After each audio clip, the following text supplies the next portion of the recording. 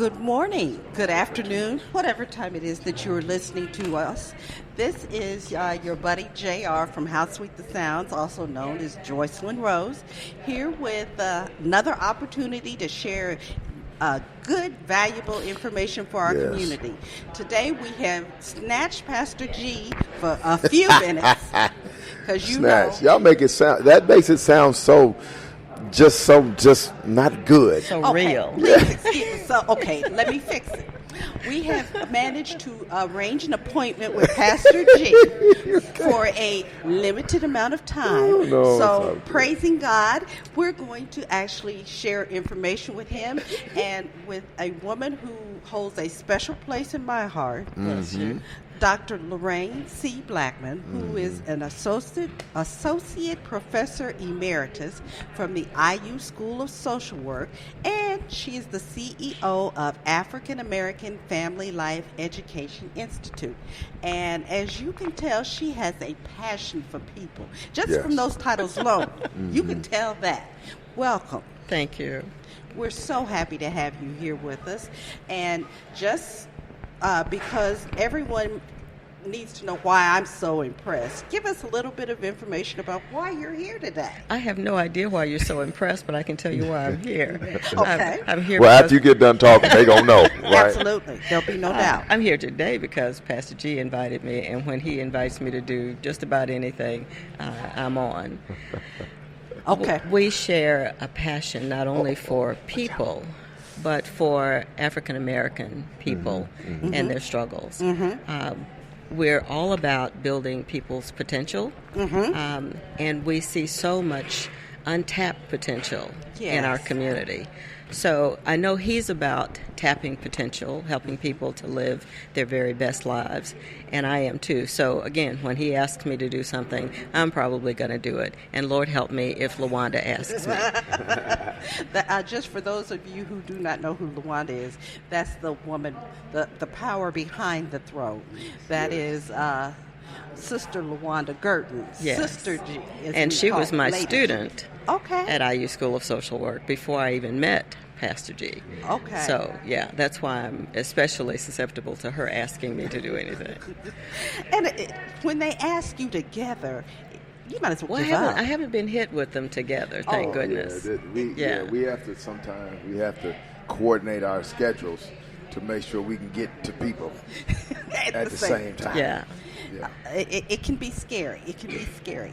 We are here to talk about a subject that should be near and dear to all of our hearts. Should be. Even if it's not. It is, you just don't know it yet.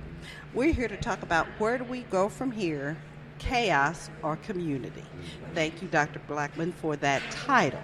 Well, it's actually Dr. King's title. It's a title of a sermon he worked on starting in about 1957. And it was the title of his very last book before he was killed. Oh. And if he had lived to today, it would still be a working title. It is. Yes. And so I think God spoke to me. I was wondering what we would entitle this conversation, and that's what God gave me. So it's still relevant. Absolutely. Absolutely. Let's start at the beginning. Because what exactly are we talking about as when we say community? What does that mean? Well, we have a working definition in the set of slides that I've shared. Communities are groups of people who organize themselves for a purpose. They might be in the same geographic location and they might not.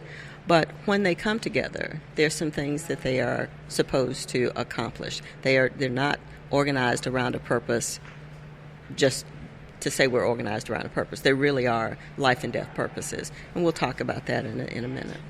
As compared to a committee. Yeah. I do. We've been in the context, we talked about marriage. And, we had this conundrum, if you will, because people assumed that the organization that we were representing at the time, which was the Indiana Healthy Marriage and Family Coalition, was about forcing people to be married. And we had to help them to understand that we weren't about marriage, we were about healthy marriage. Yes. Because I would argue that there's community, but not necessarily healthy community. Absolutely. Gang is a family. Absolutely. It's not a healthy one. Exactly. But when you're looking for the components, the basic fundamental components of family, they represent that to some people. Absolutely. And so the basic elements of community are here. They just may not represent a healthy Right. And so that's the chaos that's in the title of this piece for today and in Dr. King's work. And if you could see the slides that we're working with. They can't see them on Thursday, by the way, Thursday. There's the picture of a train wreck. So imagine a train that has been rolling down the rails, every train in line, every train with its own purpose. Right. There's an engine, there's an engineer, there's a caboose, there are cars in the middle. But then something happens. Right. It might be something with the train itself. It might be something with the rails. The rails might buckle. A tree might be. Nevertheless, the cars come off the rails. Right, right. And everybody knows that whenever there's a train wreck, it doesn't take one person No. to try to put upright all the cars, put it all back put them together. back on the rails, Yeah. fix the rails, and get the train to its destination. So when there is a train wreck, you know automatically you've got to call in a major crew. Yeah. Right. Yeah. And even if it's a passenger train, the passengers are going to have to participate, getting people Right. off and taking care of first aid. It's Right. going to take a major crew to get it back on the tracks and to its destination. All communities are like, or can be like, this community is like a train wreck. There's a lot of chaos. Things are out of order. Things are out of balance. There's a lack of adequate leadership, whether it's in families or in the community as a whole, or in organizations in the community. We've got a wreck going. And that's not good, bad, or ugly. It's Yeah. just true. Yeah. And so we know we've got to bring a major crew to bear on what's going on here. Can I, sort of inject into the conversation the reality that the aftermath is not always is not as well, is much more obvious than the cause. Oh, absolutely. Can we be clear about that? Absolutely. And I think that at times we can be so overwhelmed Yes. by the aftermath Yes. that we are to some degree underwhelmed by the cause. And therefore, we have left ourselves susceptible to everything gets back on the tracks. We move a little further, and there's another train. Yeah, because well, we got the big stuff done, but we didn't pay attention to the little thing. And you have to put it all back together, Right. or somebody could die. Again. Right. Yeah. Yeah. Yeah.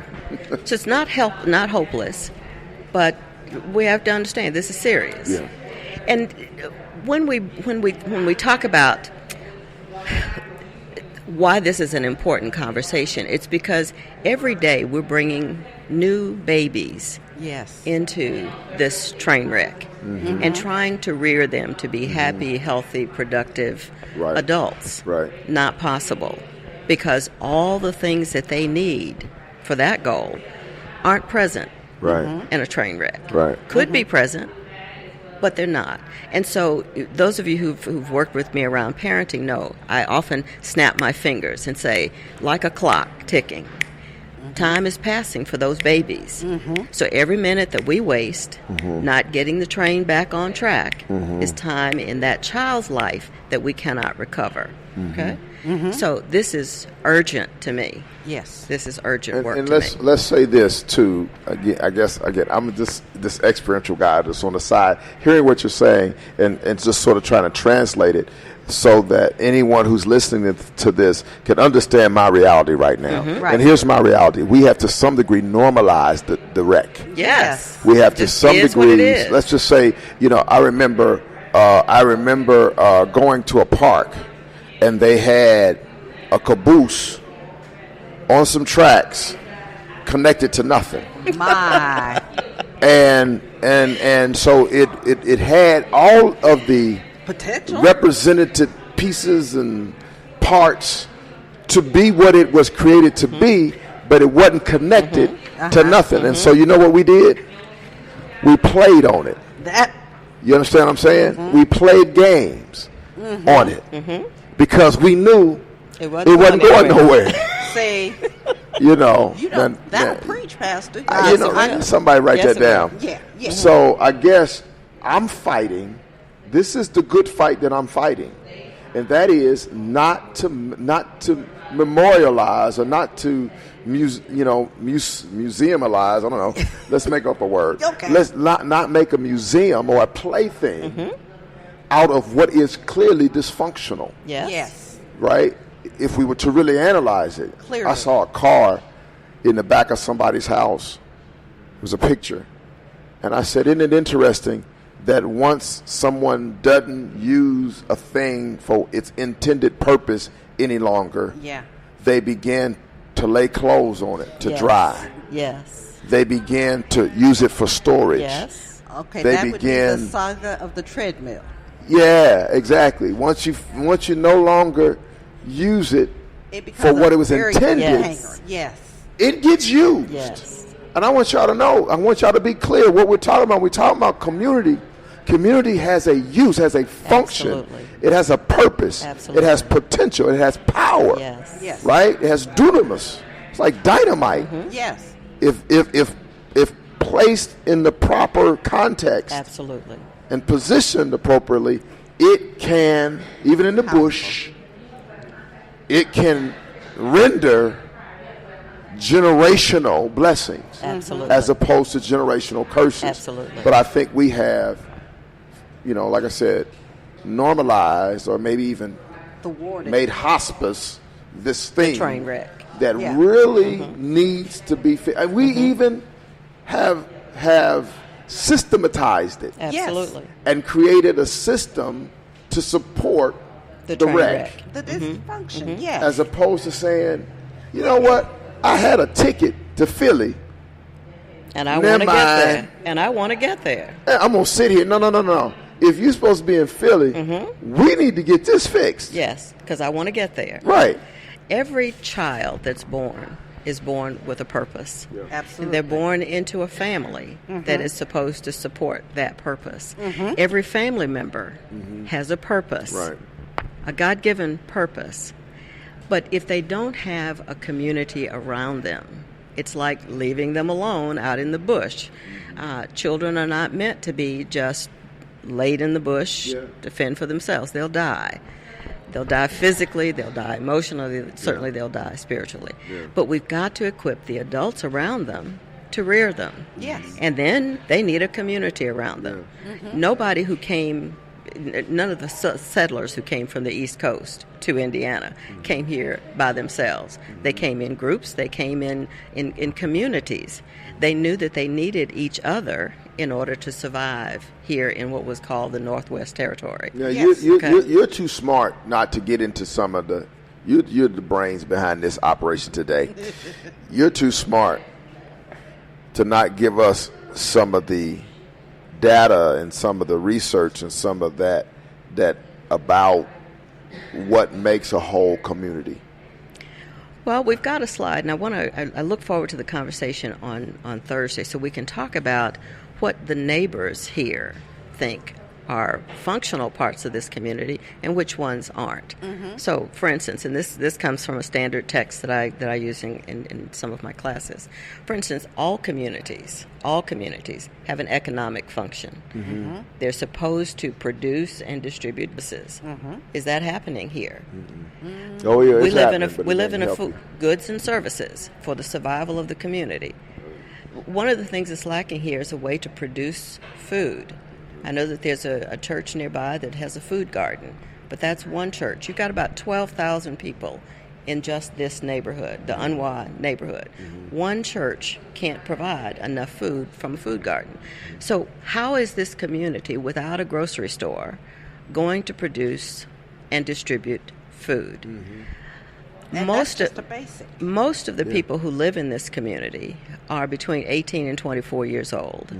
Most have at least a high school education. Some have college education. But unemployment is also very high. You have a large component, about a third of the people who live here are senior citizens, people over 65.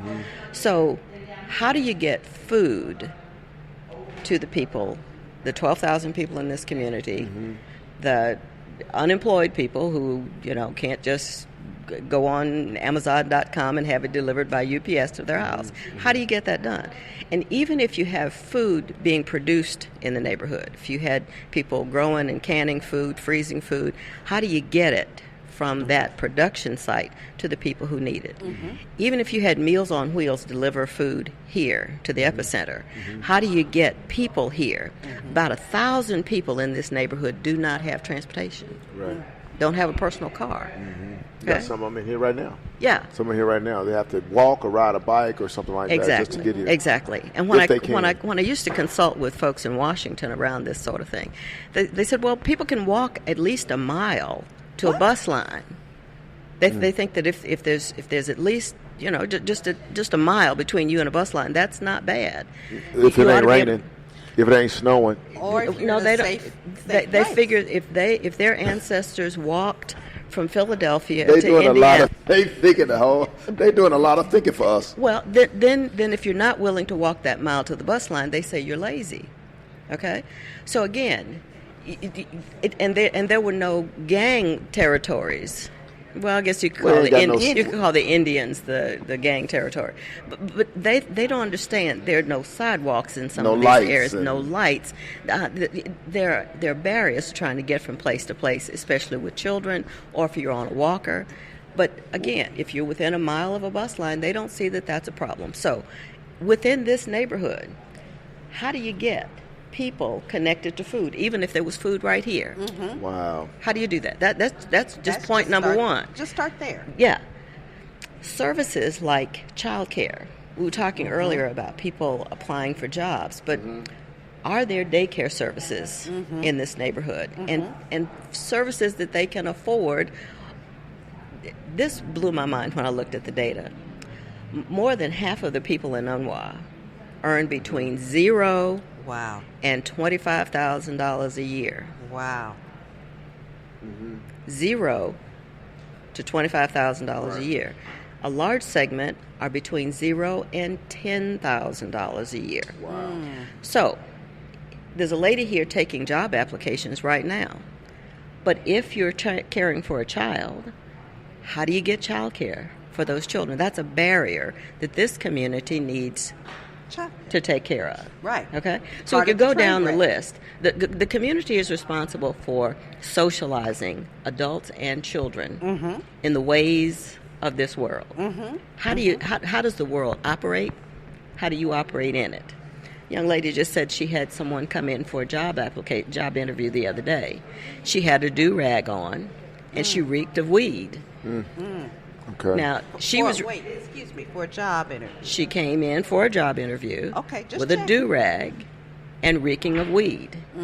Now, the ways of this world say, since we don't control the economy, we need to figure out how do you apply for a job appropriately. One of the major barriers to employment in Indiana is the inability to pass drug tests. Right. Alcohol and weed. Right. Okay? So if this community is going to get up, it's got to figure out how can we participate in the economy. We've got to socialize people in how to dress. The young lady said she had to tell the applicant, go home, take the do-rag off, comb your hair, put on some appropriate jeans, put on a T-shirt that doesn't show much of your flesh, and then come back. But come back drug-free. Right. She said, we can't hire you if you're not drug-free. That's socializing. And that's teaching. That's teaching grown-ups how to dress for success, how to prepare for a job interview, But the young lady also told her, I have to smoke weed because it makes me forget my problems. Wow. We live in a community of people who have been traumatized from generation to generation. So we have a lot of anxiety and depression. And Weed so helps with that. nobody's suggesting that this is not true, that you It's just don't part of need. the train wreck. It's just right. It's part of the train Yes. wreck that is heavy on our community right Yes. Jobs are here. Employers are desperately seeking, but we have a major barrier. How do you show up for an interview, dressed appropriately, and pass the drug test? now. Yeah. Okay? She said the young lady had sprayed a lot of Every cologne. time it comes, I'm sorry. Every time the drop comes. Yes. And drug screens come randomly. Right. Okay? Yes, at the time of application, but randomly. And it's for your own safety. I have a friend who worked at one of the factories, and as the machine was coming down to cut some steel, he was laughing at a joke, and when he should have been pulling his hands back, he put them in, lost 8 fingers. My God. Wow. If you're on mind-altering substances, whether it's Right. alcohol, Prozac, Right. weed, you could lose your fingers, you could lose your life, Yeah. or make someone else lose their life, much Right. less mess up the production line. Yeah. So it's for your own safety and, of course, the company's liability, but we have to teach our people, why are these things in place? You and I were just talking earlier about the need for ID. Well, why do you need ID? Where Correct. do you get ID? How Yeah. do you pay for ID? How do you get transportation to get ID? There's such an education component to that. Exactly. Because so many people Socialization. don't understand that nobody's trying, if this is about you getting the help that you need, meeting the need that you need to meet. If not smoking weed helps you take care of your kids, if the need is great enough, you got to do whatever it takes. Exactly. By any To means get there. necessary. Exactly. Right. This whole idea of I don't want you in my business and I don't want you. Okay. Well, I tell you what, you don't want me in your business. You will have no business There at you that. Well, but we're going to be in your business one way or the other. One way or the Because other, yeah. CPS will be there, the police will be there.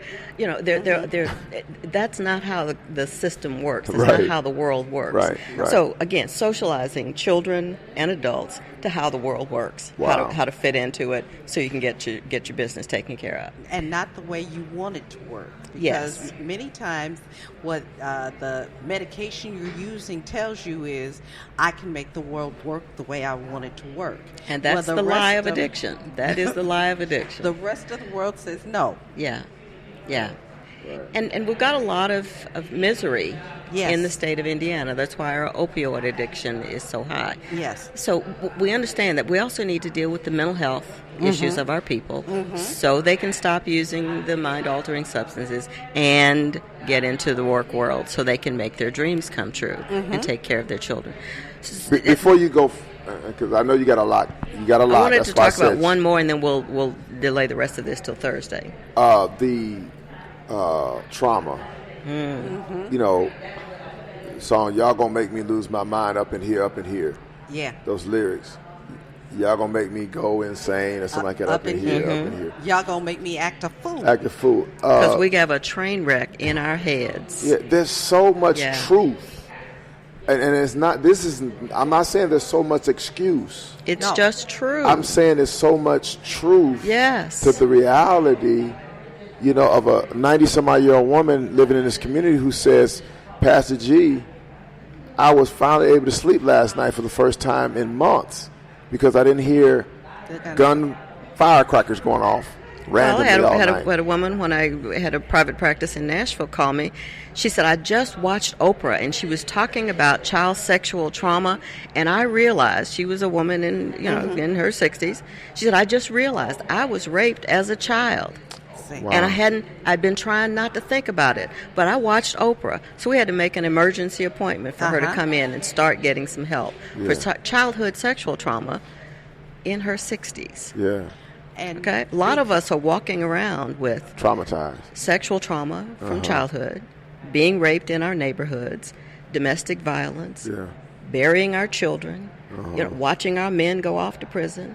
Yeah, we about to lose our minds. Coming out of prison. Yeah. And him Yeah. not being socialized on how to be back in society and be another part. Well, part and of the having family. been dogged out, Yeah. in the prison. Yeah. And many men don't want to talk about what happened in there. But that's trauma that keeps them from connecting with the people they love. Trauma and we haven't talked about us. we haven't talked about the silent the silence that we have sort of personified on our young people who are traumatized, and because we're adults and we can kind of, our brains are not as much jello, so we can kind of deal with it, but this child who sees the exact same thing is not processing it the same way that I'm processing it. Exactly. And we think the teacher ought to deal with it when they get to school. Well, the teachers aren't trained to do that. They're not mental health professionals. They're there to teach reading, writing, and arithmetic. But children of trauma can oftentimes look like a child with ADHD. So the teacher says, put them on some medication. Maybe I can deal with them then. But it doesn't deal with why that child is bouncing off the walls. The root of it. Yeah. As well as the fact that the child doesn't have the coping skills. No. And the brain development hasn't progressed enough. And we as adults perpetrate what we were taught. What goes on in our house stays in our house. So we prevent the child from reaching out for the help to people who could get the child help. Because we're so private. Another part of the train wreck. But the business in the house doesn't stay in the house. No, it does not. It's out here in the streets.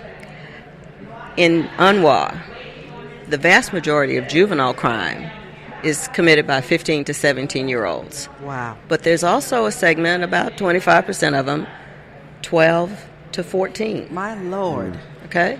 So, you're hungry, you're angry at home, and you have access to guns and somebody who will pay you to do little tasks. Now, your business, your hurt and hungry child, is now a menace in the community. Most of the juvenile crime in the community, I guess fortunately, is property crime, stealing, one thing or another. It's not violent crime, although there is some of that among children. So your business is not going to stay in your house. The bullying that we see at school is usually a result of a child who is angry about what's happening at home and in the neighborhood. The guns that show up at school are the guns they think they need to protect themselves because there are no men around. When I was growing up, a very long time ago, we used to say, my daddy's going to beat you up. And daddy was at home, and we figured, my daddy could go beat you up, and you could leave me alone. Or my daddy could beat up your daddy. Yeah. But they've scooped up our daddies. They've scooped up our daddies. And so the kids feel, it's just mom and me or grandmother and me. I got to take care of myself. Or I need to take care of my mother. And I need to take care of my grandmother. And so oftentimes they're raising a sibling. We have kids getting their first gun at 9 years old. Yeah, my ridiculous. God. 9 years old. Now, who's going to spank a 9-year-old boy with a gun who's angry? I know who's not. Now, we used to be able to call the men in the neighborhood police. and say, this boy's acting a fool. He's got a knife over here. And the men would come, take the knife, deal with the boy. Yeah. But they've scooped up the men. And left the police. Yeah. And say, y'all deal with it. And the police are afraid of them, so they just kill them. Yeah. Okay? These are things that we need to wrestle with in our own community. So the last thing I want to talk about community for today is social control. Every community needs to teach each other what are the rules for living here. Okay? At what time of night do you need to stop playing your music so everybody can go to sleep and be ready to go to work tomorrow? It's not about us getting in your business. It's that we've got business to do tomorrow and we have to get some sleep. Children need to go to bed so they can get to school the next day. What about trash in the neighborhoods? We dealt with another neighborhood on the east side, and when they had a trash collection day, we finally got the city to come out. They brought dumpster truck after dumpster truck after dumpster truck of trash that the neighbors were not able to collect. But it was trash that the neighbors had put out there. Trash that, if you say, I haul junk, I go haul your junk, but then I put it in the alley behind my mama's house so I don't have to pay the dump fee. So we got thousands of tons, not thousands of pounds, but thousands of tons of trash from the neighborhood. So can the neighborhood set some rules that they enforce over here? What are the UNWA rules here about noise and trash and decorum? Right. Okay? That's social control. And if the neighborhood takes care of it, you don't need to call the police. Okay? I got an out of him over there. He said he wasn't going to talk. Yeah. So those are the kinds of things that communities are supposed to do for themselves, but you can't do it if everybody's so depressed, so nervous, so high, so hungry.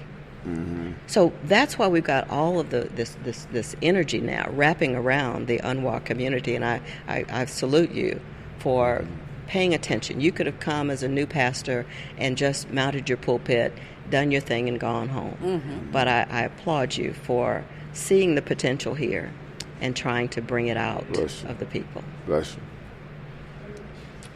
I mean, I could go on and on and on, but absolutely, we got to leave it alone. Now, let me just let's just be real. You're going to be back Thursday. Yeah. And you have your full presentation that you're going to do, and we want to make sure that there is an audience here. I'm going to flip this around as I talk about this. We want to make sure that there is an audience here. This is probably one of the most important and pivotal conversations we're going to have at the tent, because it is about community, and this is a community that is hurting, but a community that has the elements. Absolutely. Right? It may not be in order, but the elements are here. Yes. And we've seen little diamonds, absolutely, and little glimpses, absolutely, of that community. Absolutely. We've seen it here, and that we just need to continue to fight the good fight. What's the word for it? Build the capacity to sustain what we see, because we talked about the urban servant leadership piece, which means to do the work that we're doing, the community has to understand that to be a servant leader in a space like this is not easy. No. To sustain it, you need a balance. Leader has to have followers. This is their house. This is UNWA's house. We're coming here to help UNWA get its house in order.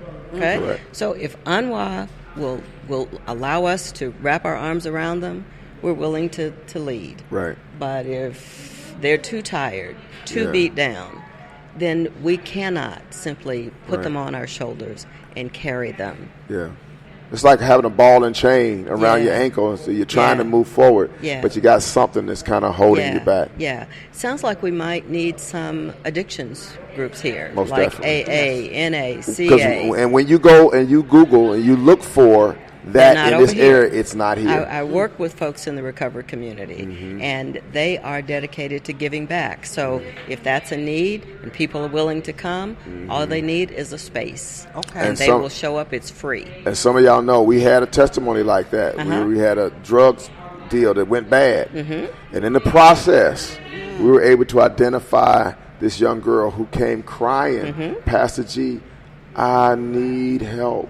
I don't want to be where I am. I don't like not having it. I don't like the people that I'm around, but I don't know which way to go. She even thinks that God is not hearing her because she's praying, help me. Well, and what we're trying to do is to be an answer to that prayer.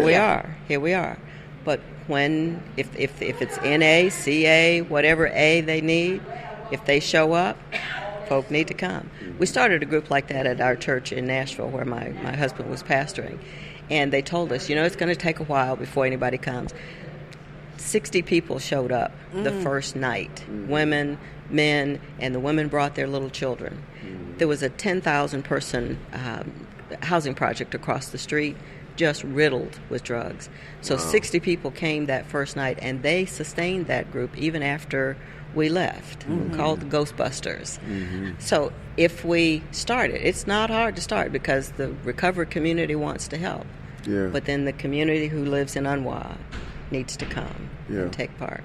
And so what you're saying there, that's your invitation talk right there. She's basically helping you to understand. Where do we go from here? If we're going to talk about it, we're going to talk about community. The community needs to talk about community. We don't have somebody coming from another community talking about what our community needs here. We need the community folk to come out. We need the and Unwell to share. community to come and help rebuild its train wreck. It's not my train wreck. Yeah. I got another train wreck. On the other side. On the other side. But I'm willing to do what I can. You guys are willing to do what you can to rebuild this community.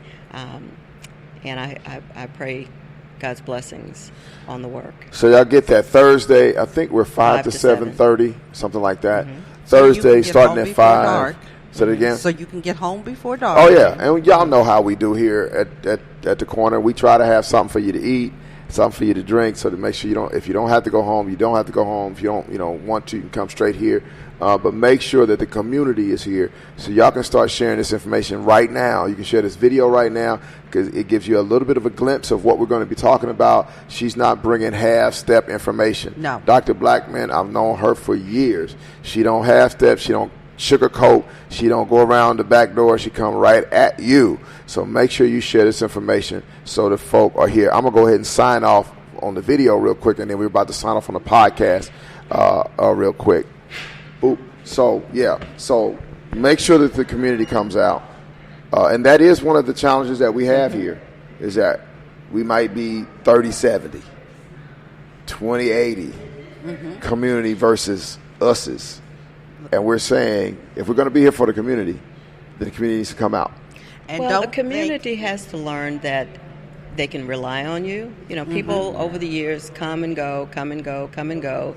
So they don't get excited when somebody else shows up. But they need to know you're here for the duration, and you're here to work with whomever shows up. My saying is, I'm gonna work with whoever the Lord sends. So if it's 1, 2, that's where we're going to start. But the word goes back. Man, they are still there. Yeah. They're still coming. Yeah. They still care. Yeah. So just hang on. Just hang on. And But this is not a sprint. This is a marathon. Yeah. I'm with you. And Okay. if you are I'm of the with you. mindset, well, me and mine are fine, you can't be fine. If there is someone in the community still hurting, still in need, then you can't be fine. Raising our son, we wanted to have people come to our house because if we made sure his friends were fed, then he had a better chance of being okay. So it's not about, I don't want, my kids aren't doing drugs, but I bet they know somebody that is. And they could be shot by some owes your drug man some money, So we're all in this together. Yeah. We're all in this together. People who live in Carmel and Fishers thought none of this inner city stuff affected them until, of course, now their children are ordering drugs by phone and having it delivered out there. Yeah. And so the violence is showing up out there. It wasn't long after I'd moved to Indianapolis, brother and sister, I believe in Fishers, ordered some weed, and the guy who delivered it hog-tied them and slit their throats. Okay? They didn't live in this neighborhood. They didn't live in any inner city neighborhood. But we are not separate from this. Yeah. People who come downtown to events are terrified of our children because they're afraid they're going to get shot or mugged.